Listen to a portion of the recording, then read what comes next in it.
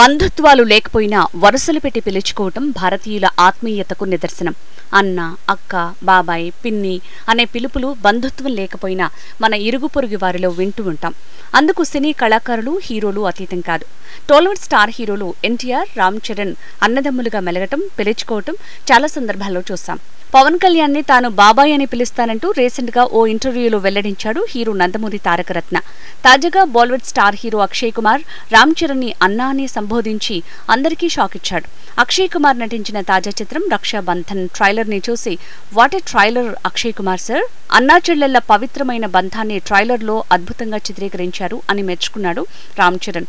అందుకు స్పందిస్తూ చాలా ధన్యవాదాలు రామ్ చరణ్ అన్నా అంటూ బదులిచ్చాడు అక్కి.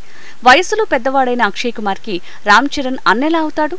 137 చిత్రాల అనుభవం ఉన్న అక్షయ్ కుమార్ కి 15 చిత్రాల అనుభవం ఉన్న రామ్ చరణ్ అన్నెలా అవుతాడు అంటూ అక్కిని తెగ ట్రోల్ చేస్తున్నారు చరణ్ ఫ్యాన్స్. అయితే అక్కికి చరణ్ కి మధ్య ఎంతో సాన్నిహిత్యం ఉంది.